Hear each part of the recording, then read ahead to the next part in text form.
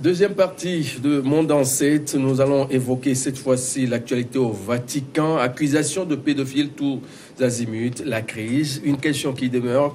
Et pour en parler toujours, nous avons les deux invités sur le plateau, Spero Maoleile, le président du conseil d'administration de Cassit de Togo.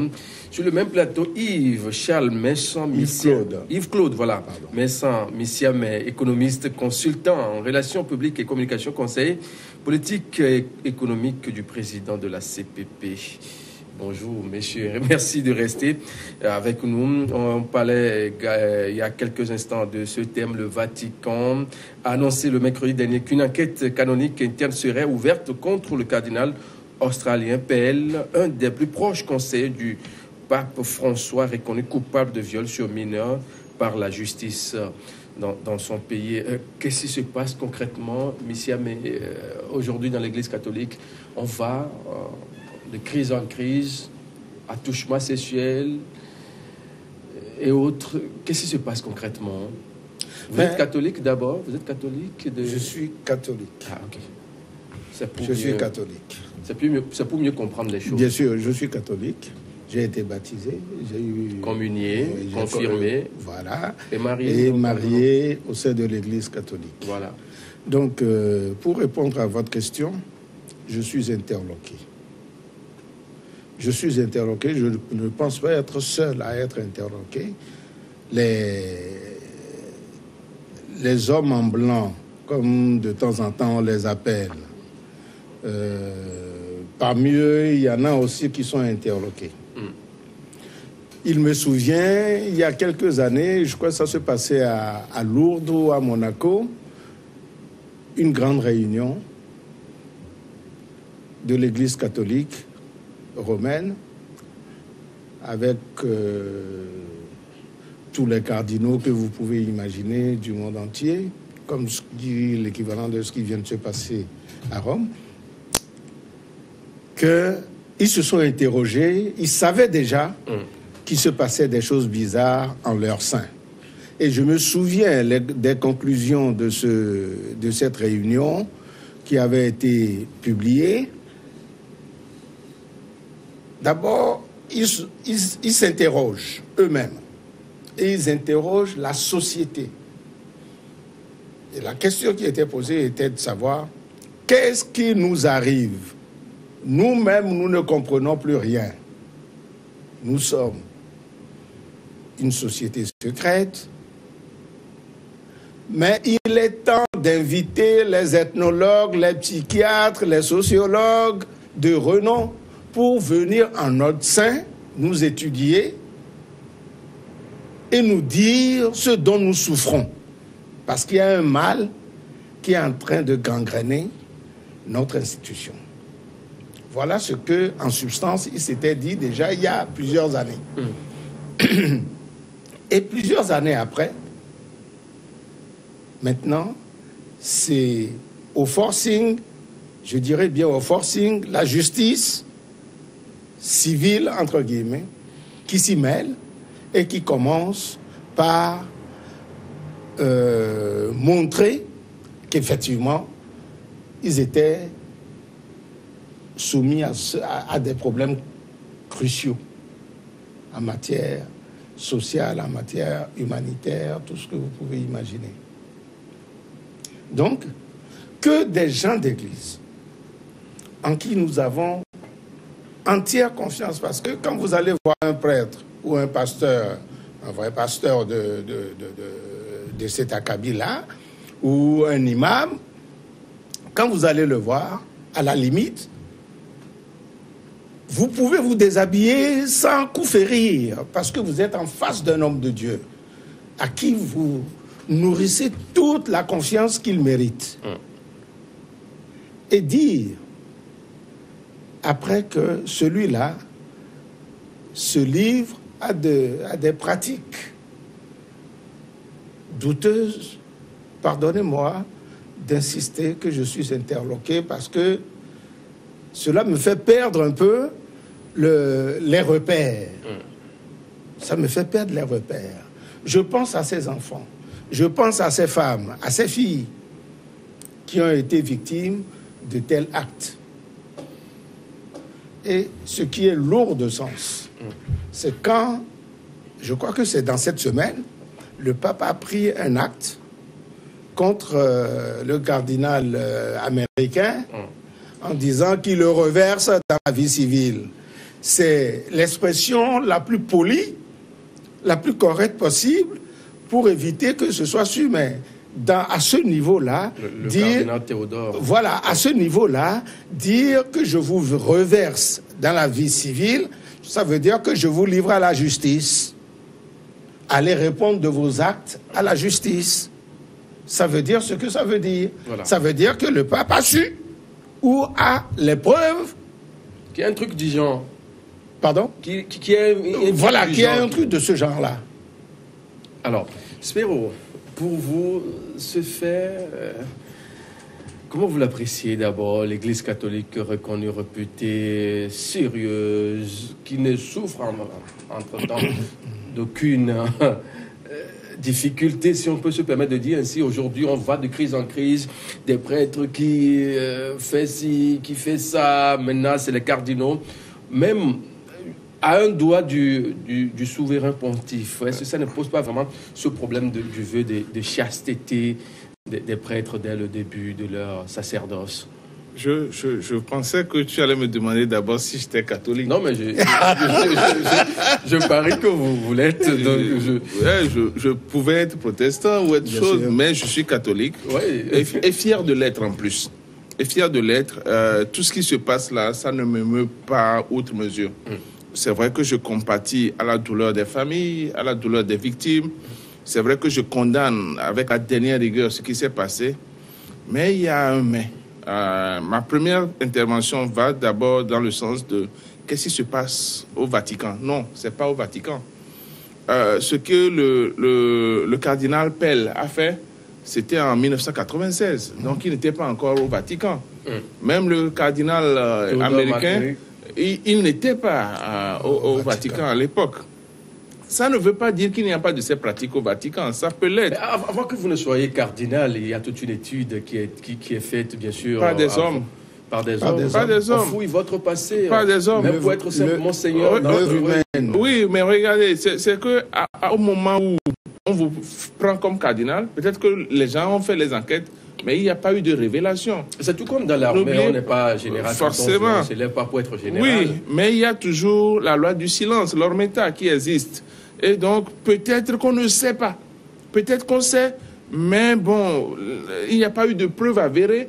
Donc, on préfère fermer les yeux. C'est une question d'étouffement, on a étouffé l'affaire. Non, je ne crois pas. Ça a duré quand on voit les sorties tonitruantes aujourd'hui sur les médias, que ce soit en France et dans d'autres pays. Non, je ne crois pas. Par exemple, prenez ce qui est arrivé à DSK, Dominique Strauss-Kahn.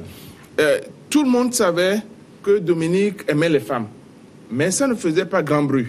C'est lorsqu'il y a eu l'affaire Nafissatou que les femmes ont commencé par vouloir porter plainte. Et depuis, beaucoup de personnes ont appelé. C'est parce que quelqu'un a parlé que tout le monde commence par vouloir parler.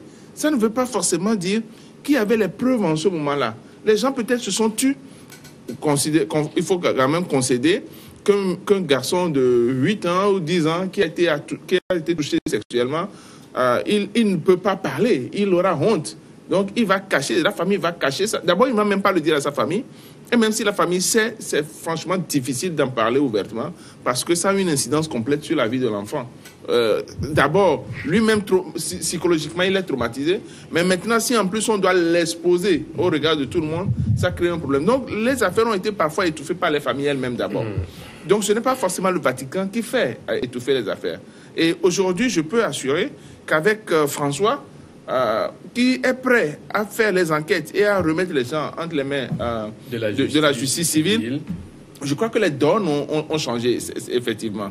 Bon, maintenant, l'autre côté, c'est que moi, je continue par avoir confiance en l'Église, mais tout comme je continue par ne pas avoir confiance en tous les prêtres. Ce n'est pas la même chose. C'est-à-dire que le prêtre, c'est vrai que c'est l'homme de Dieu, mais c'est d'abord un homme. Et donc, je ne lui donnerai pas le bon Dieu sans confession. J'émets toujours la réserve que c'est un être humain et qu'il est faillible comme moi. Mais, au-delà de ce corps, il y en a qui sont extrêmement bons.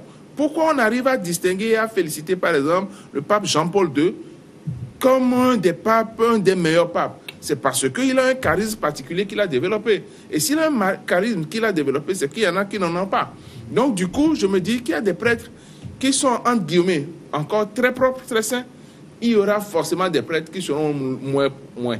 Et quand vous êtes prêtre dans un petit diocèse, sur une petite paroisse, où on vous prend comme un petit Dieu sur terre, alors que vous avez des penchants, alors que vous êtes devenu prêtre, juste pour avoir des biens financiers, avoir une protection sociale, il est évident que Dieu n'est pas votre priorité.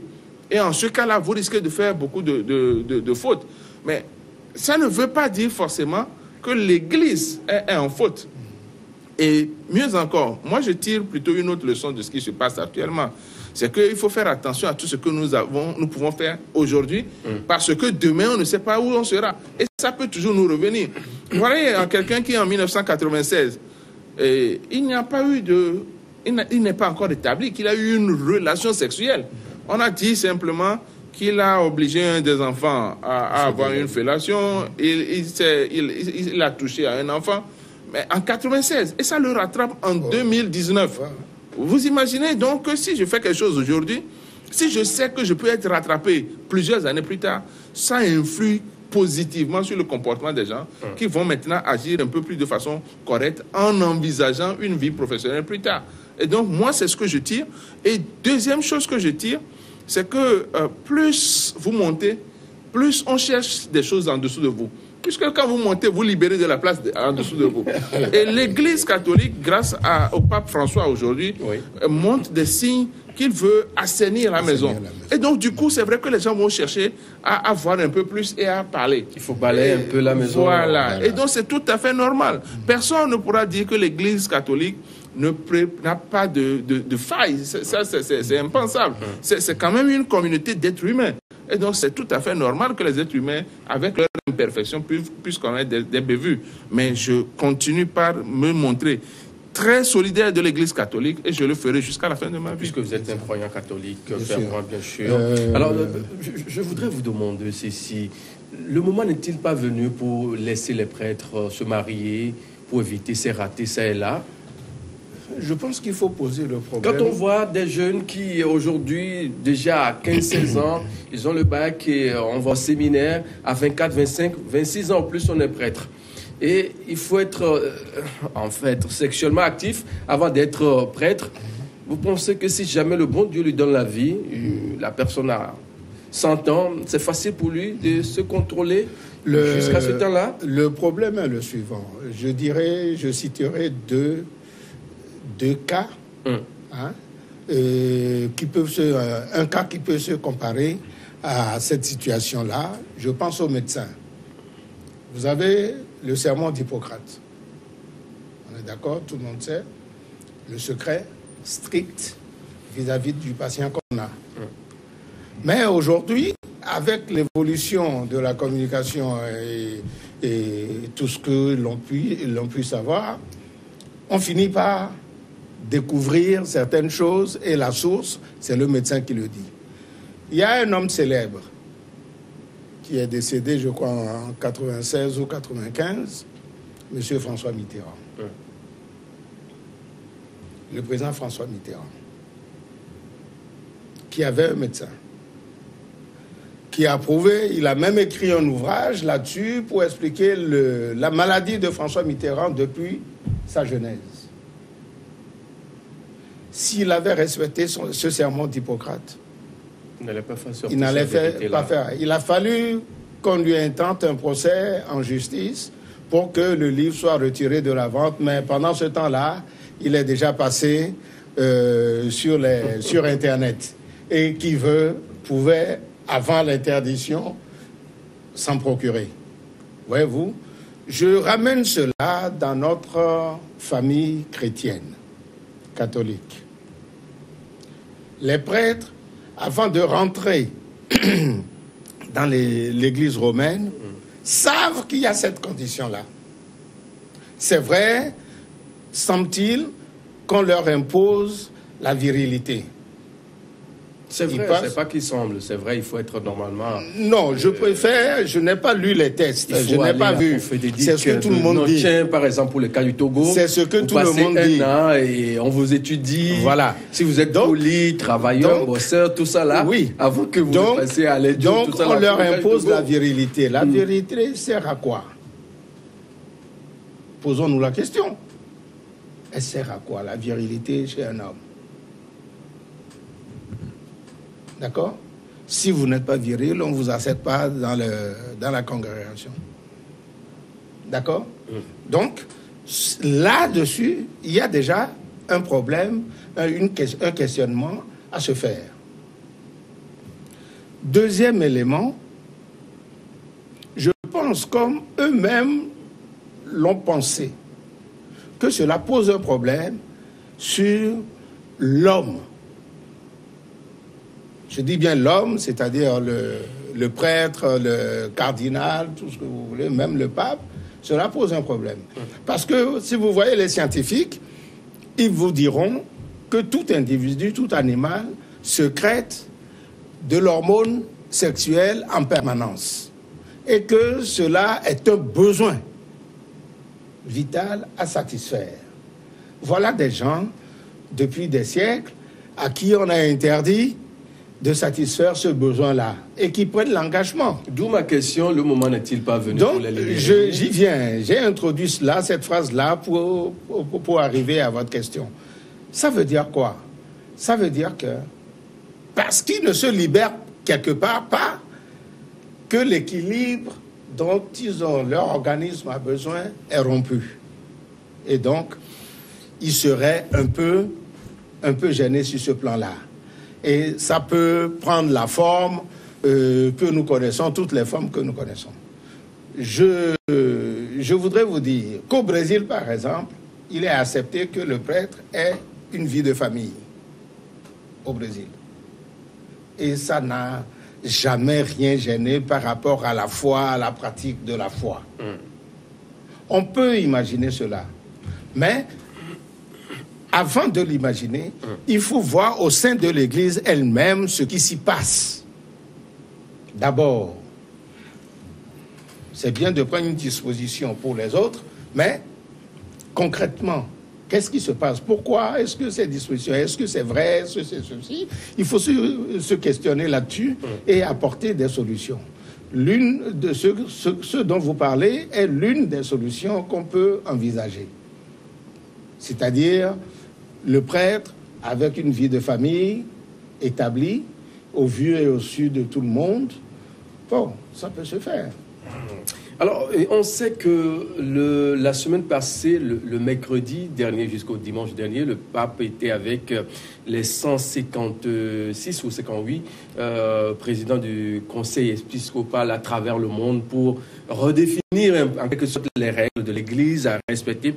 Ce qui veut dire que quelque part, le prêtre est conscient de ce qui se passe dans les hameaux les plus reculés, là où se trouvent les églises catholiques. Par exemple, pour le Togo, on a par moment assisté à ce genre de crise. On dit tel prêtre a arraché la copine de telle personne, la femme de telle personne. Voilà. Est-ce que ce n'est pas le moment peut-être de redéfinir un peu les choses et voir autrement dans cette affaire-là? Non. Il est bien dit dans la Bible, n'est pas prêtre qui veut devenir prêtre. Il y a dans l'Église plusieurs rôles. Que ceux qui savent qu'ils veulent se marier, se marient. Est-ce que ceux qui savent qu'ils ne veulent pas se marier se consacrent à Dieu. Lorsque vous vivez dans la spiritualité réelle, le besoin charnel se dissipe.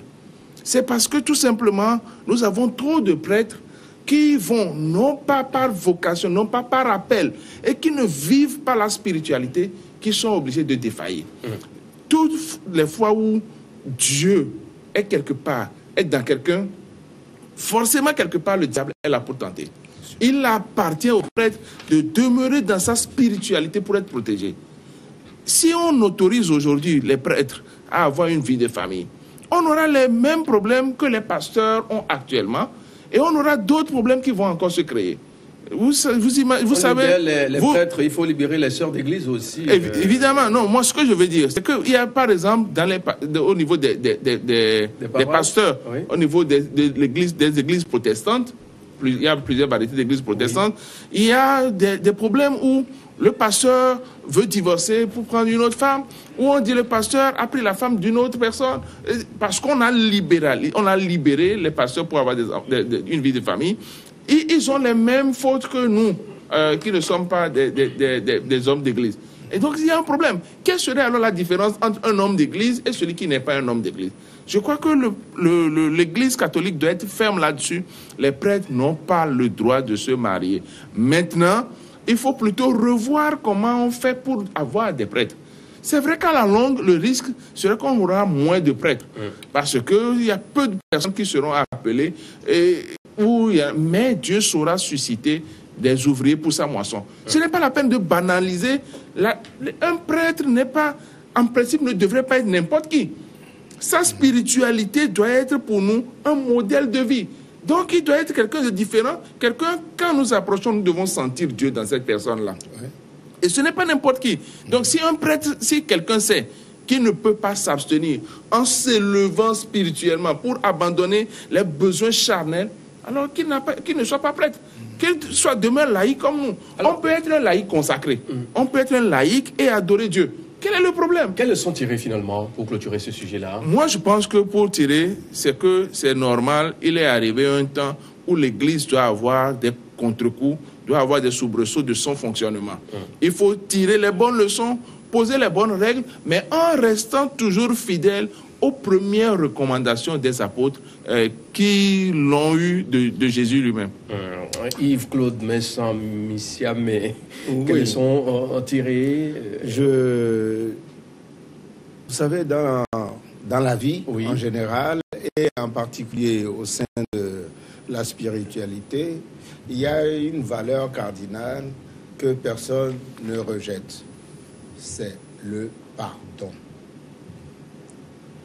Spero l'a dit tout à l'heure, ce sont des hommes, c'est-à-dire comme vous et moi. Ils ont cette particularité-là d'entrer dans la spiritualité. Et à ce titre, ils doivent être un exemple. C'est vrai. Mais quand on faillit à cela, il n'y a rien d'autre à faire. Laissons la justice civile de côté. Mais nous qui subissons les conséquences de ces choses-là, il n'y a que le pardon. Quand on a la foi, il faut apprendre à pardonner. Parce que c'est des hommes que nous avons en face. Nous aussi, n'oubliez pas ce jugement du Christ. Un jour, il avait en face un jugement à rendre. Et tout le monde, toute l'assistance criait lapidez, pendez-le, machin. Et il se tresse en leur disant que celui qui n'a jamais commis une faute dans sa vie et qui est ici, qu'il lève le doigt, qu'il vienne me voir. Cela veut dire que nous devons nous pardonner tous. Et je pense qu'il faut aller vers la culture du pardon pour pouvoir aussi trouver l'inspiration de résoudre ces problèmes. Je pense que l'information est passée vraiment également à l'évêché du président du conseil épiscopal, c'est ça, du Togo, chez Monseigneur Messa Komla Lonu, à Kpalimé, ça c'est à Yokele, dans le grand cloto. Dernier sujet abordé dans cette émission aujourd'hui, nous allons parler politique. On est au Togo, opposition, la C14, dans une zone de turbulence après Maître Tchassona Traoré, c'est Fulbert Atisso qui a fait défection. Et finalement, c'est le quart de Maître Agboibo. Vous, dans CPP, comment vous analysez, vous vivez cette actualité-là de loin? Non, pas de loin. Ce n'est toujours pas réjouissant de voir la maison de votre voisin brûlée. Ce n'est pas réjouissant. Puisque vous n'êtes pas dans la C14, c'est pourquoi... C'est vrai que nous ne sommes pas dans la C14.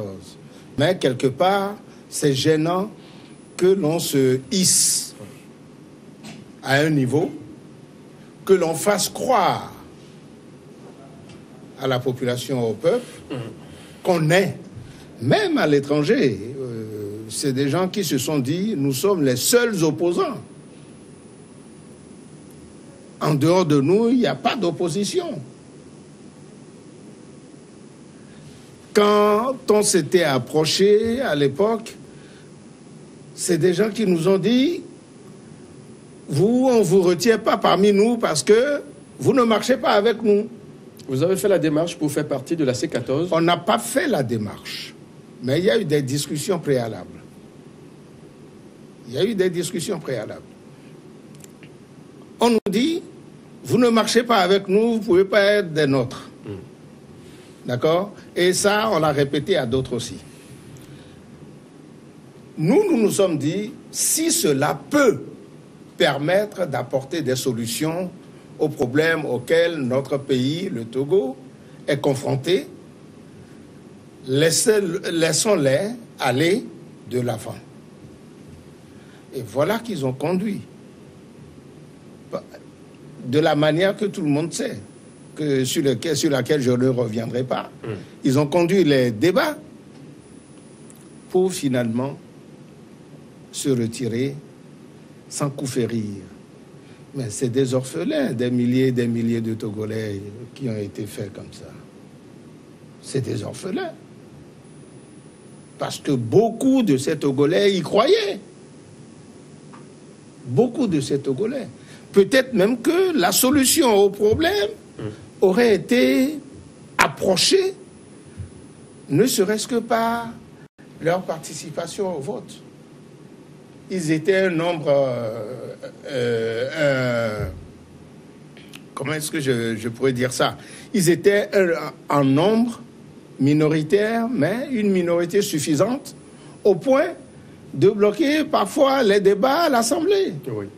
Donc, s'ils allaient aux précédentes législatives, tout pourrait laisser croire qu'ils gagneraient encore plus de nombre pour peser de leur poids sur la situation politique. Voilà des gens à qui on a fait confiance ou qui ont poussé à ce qu'on leur fasse confiance et qui finalement vous laissent sur le carreau sans coup férir. Cela fait mal. Cela fait mal pour le pays. Alors, Spero Maoulé, comment vous vivez l'actualité au sein du CACIT? Parce qu'on sait que lors des marches, vous envoyez peut-être des observateurs par moment aller voir comment les choses se déroulent, est-ce qu'il y a le respect des droits de l'homme, tout ça là, tout bouge normalement. Et finalement, il y a des défections après les élections législatives du 20 décembre dernier. Nous sommes citoyens. Et ensuite, nous sommes membres d'une organisation de la société civile. Nous ne sommes pas politiques. Oui. Nous sommes observateurs et analystes de la vie politique. Nous ne pouvons que constater que malheureusement, les gens vont dans un débat qui, ma foi, n'est pas le débat le plus important à faire. Les gens, il y en a qui se plaisent dans cette déconfiture, entre guillemets, de la C14. Il y en a qui se plaignent de cette déconfiture. Moi, c'est un truc qui ne m'intéresse pas. Il est tout à fait normal que quand vous créez des alliances circonstancielles, ces alliances-là tombent toujours. À un moment ou à un autre, forcément, la C14 va tomber. La question, est-ce que ce n'est pas un peu trop tôt? La question, est-ce qu'ils n'ont pas encore des choses à faire ensemble? Peut-être ça, la question. Mais moi, personnellement, je savais qu'à un moment ou à un autre, forcément, la C14 allait tomber. Qu'est-ce qui vous fait dire ça? La C14 a été créée suite aux manifestations du 19 août 2017. Et donc, c'était un bloc qui a été fait pour porter les revendications de la population. Aujourd'hui, c'est vrai que les résultats ne sont pas atteints. Mais c'est vrai qu'une alliance circonstancielle ne dure pas dans le temps. Parce que chaque entité, forcément, à un moment donné, va vouloir se retrouver dans sa spécificité, comme c'est des politiques, pour chercher à conquérir le maximum de sièges possible. Donc moi, je sais qu'à un moment ou à un autre, même s'ils avaient accepté d'aller aux législatives, probablement que la C14 se serait divisée en ce moment-là. Forcément, parce que les alliances individuelles, les spécificités individuelles vont toujours aller contre les alliances circonstancielles. Mais par contre, si c'est une alliance qui est faite sur la base d'un programme, donc ça peut s'inscrire dans la durée. Et donc, c'est factuel. Donc, c'est tout à fait normal que la C14, à un moment donné, puisse disparaître. On peut encore refaire une autre alliance aujourd'hui par rapport à une thématique bien précise. Dans un temps, ça va toujours forcément disparaître aussi. Et donc, pour moi, ce n'est pas la grande question. La grande question, c'est de savoir, est-ce qu'aujourd'hui, si la C14 se disloque, est-ce que c'est une perte pour le Togo ou c'est une bonne chose pour le Togo? Là, le débat peut se présenter. Parce que, qu'on le veuille ou non, la C14 a permis à un moment donné d'éviter que les populations n'aillent dans tous les sens et que ça ne dégénère. Mais moi, je continue par dire ce n'est pas pour rien que dans les constitutions, on prévoit toujours une aide aux partis politiques. Les partis politiques ont un rôle important à jouer dans un pays. Donc, il ne faut pas crier victoire de la disparition d'un parti politique, par exemple. Il faut toujours encourager la consolidation. C'est vrai qu'on a trop de partis politiques. Peut-être que l'occasion nous sera donnée de refonder, de refusionner un certain nombre de partis politiques pour avoir de vrais partis politiques. Il y a des gens qui disent « j'ai un parti politique », mais ils ne sont que partis politiques pour eux-mêmes et pour leur famille. Et ça ne nous intéresse pas. Et donc, aujourd'hui, la grande question, c'est de savoir qu'est-ce que nous devons avoir. Ce que nous devons avoir, que la C14 soit ensemble ou séparée, j'ai dit ça ne m'intéresse pas, c'est vrai. Ce qui m'intéresserait, c'est qu'au fond, en réalité, on a besoin plus des réformes institutionnelles, des réformes constitutionnelles, des réformes électorales. Est-ce qu'aujourd'hui, s'ils sont ensemble, ils peuvent l'obtenir? Si oui, qu'ils se mettent ensemble. Est-ce que s'ils sont séparés, ils peuvent l'avoir? Si oui, qu'ils soient séparés. Moi, les partis politiques individuellement ou regroupés, ce n'est pas mon aspiration. Est-ce que c'est possible quand on sait aujourd'hui que la plupart de ces partis qui se retrouvent dans ces 14 font partie aujourd'hui des partis extra-parlementaires? C'est facile pour ces leaders-là d'avoir les réformes sans l'aval des députés qui siègent actuellement à l'Assemblée? Normalement, les députés doivent savoir ils n'ont pas un mandat de leur parti politique. En tant que député, ils représentent la population togolaise. Ils représentent... Mais on est en politique, là. Oui, je ne refuse pas. N'oubliez pas que moi, je ne suis pas politique. Moi, je suis normatif.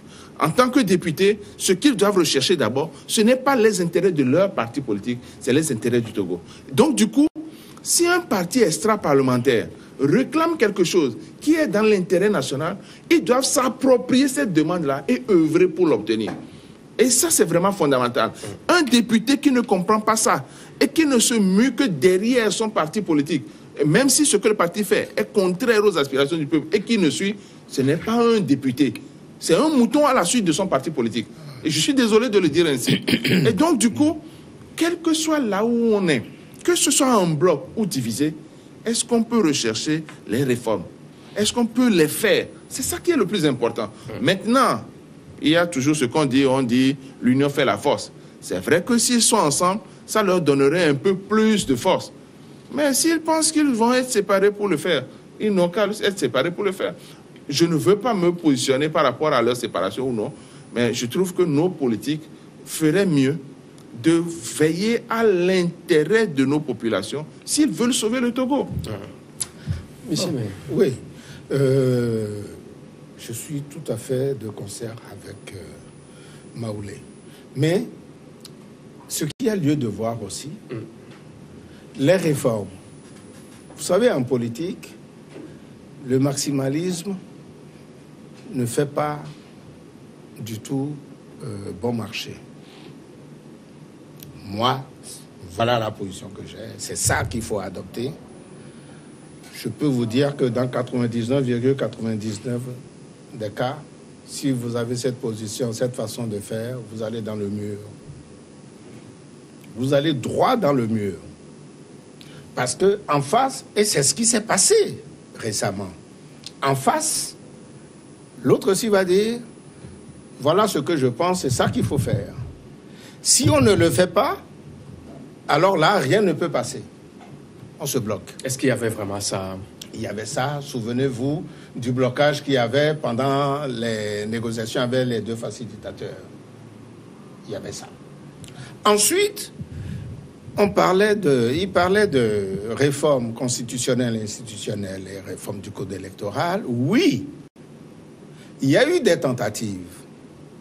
Et au cours de cette tentative-là, ces réformes n'ont pas été votées parce que le positionnement des uns et des autres faisait que cela se bloquait.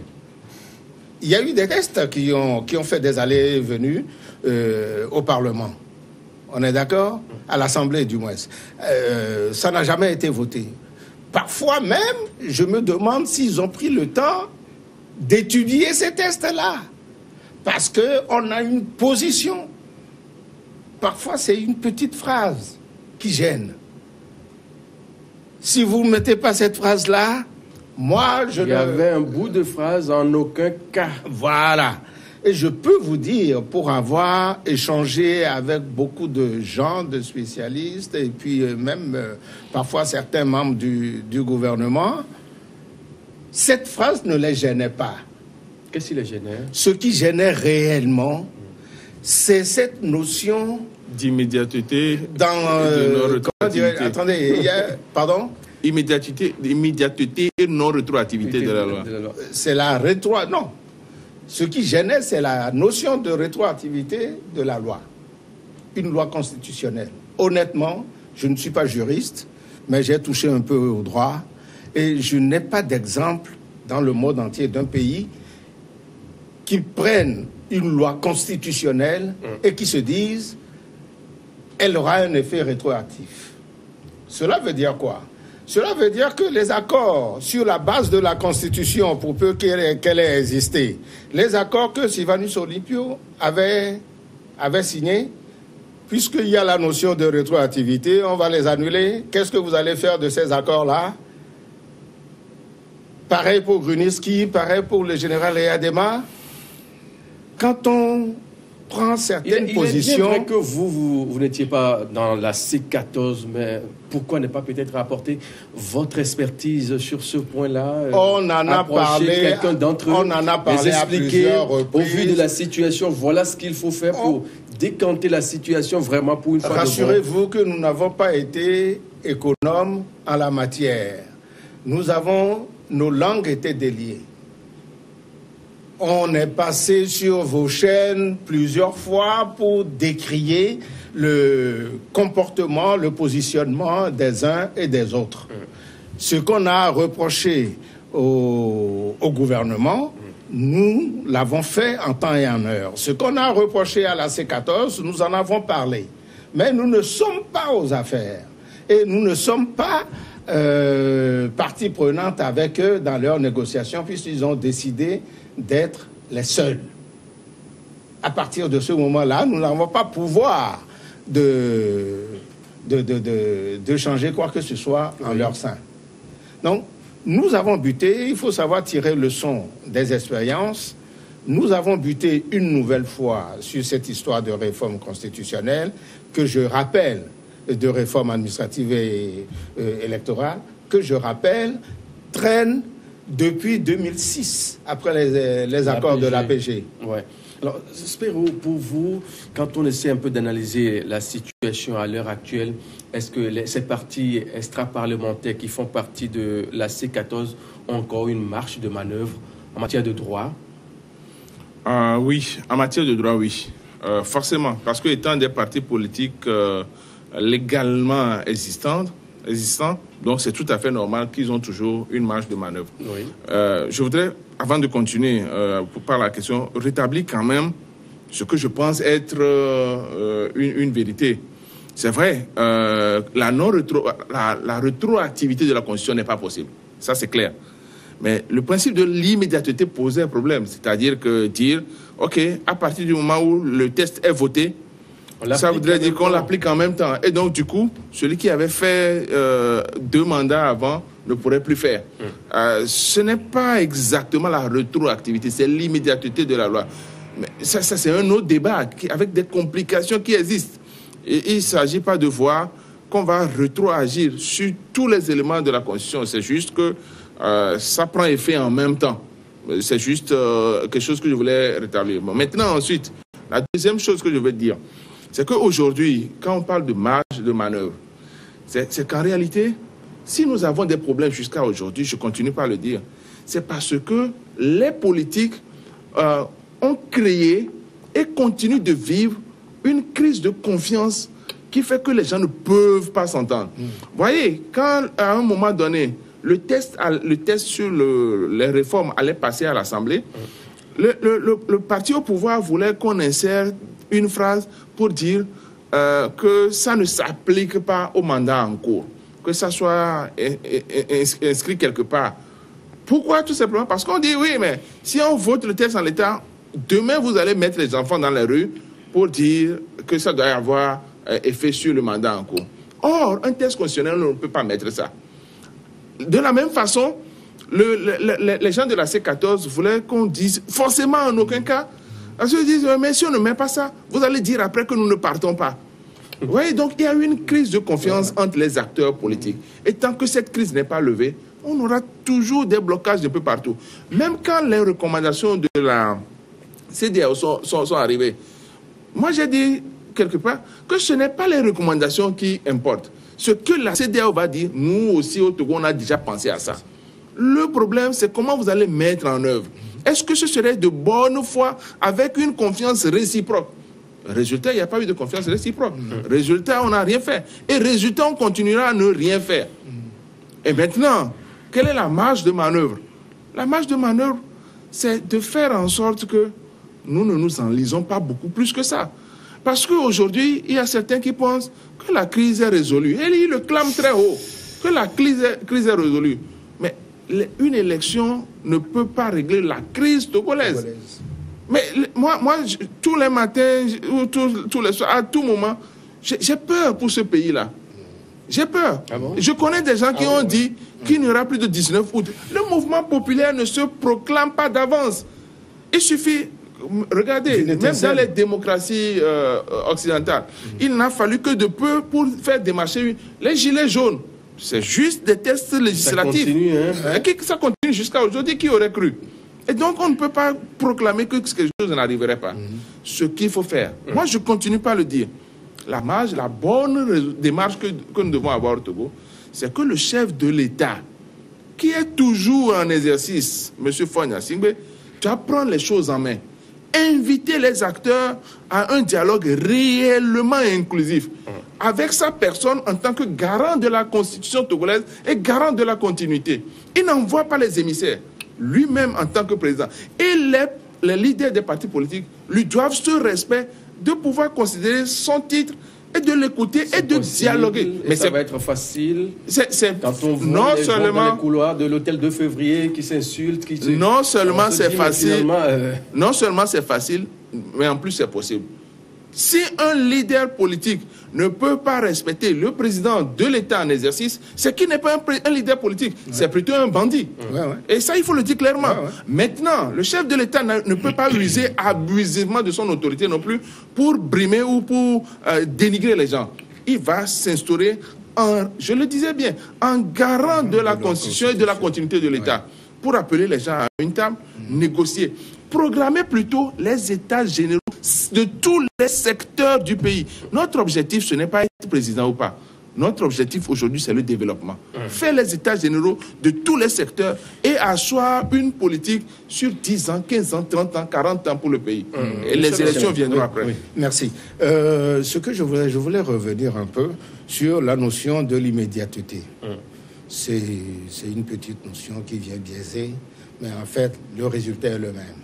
Je me souviens très bien... Votre position sur cette situation, sur ce point précis de la chose, c'était laquelle À la CPP? Oui. Le respect des tests. Le respect scrupuleux des tests. Maintenant, s'il y a besoin d'améliorer ces tests-là, prenons-en d'autres qui viennent remplacer et annuler les anciens. Et nous repartons. Vous savez... Quand sur le terrain politique, vous dites, je prends l'exemple de nos problèmes de réforme, depuis 2006, il me souviens qu'en 2006, on avait dit, les conclusions de l'APG, dans les conclusions de l'APG, vous allez trouver ceci, que les partis signataires se rencontrent sur le terrain et qu'elles forment ensemble un gouvernement d'union qui aura pour charge d'effectuer les réformes et d'organiser les élections, les consultations électorales.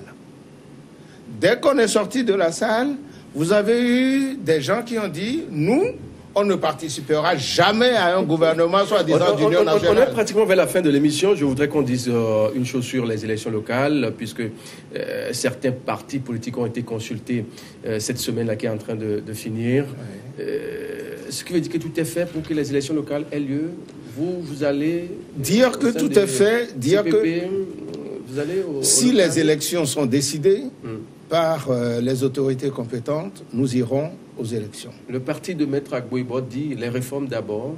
Oui, c'est ce qu'on a toujours dit. Et c'est ça qui fait traîner. C'est ça qui fait traîner. Vous savez, les tests sont là.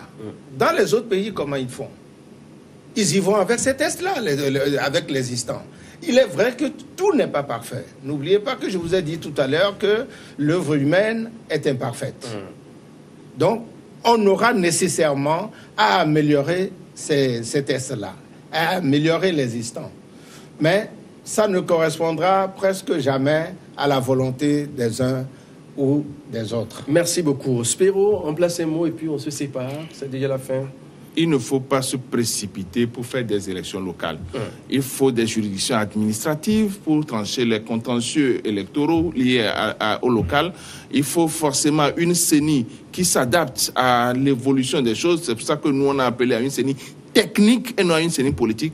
Mais malheureusement, nos politiques voudraient toujours gérer tout. Et ils ont dit, venez une CENI politique. Les problèmes sont là. Il faut faire face, mais il ne faut pas oublier l'intérêt du peuple togolais, le développement.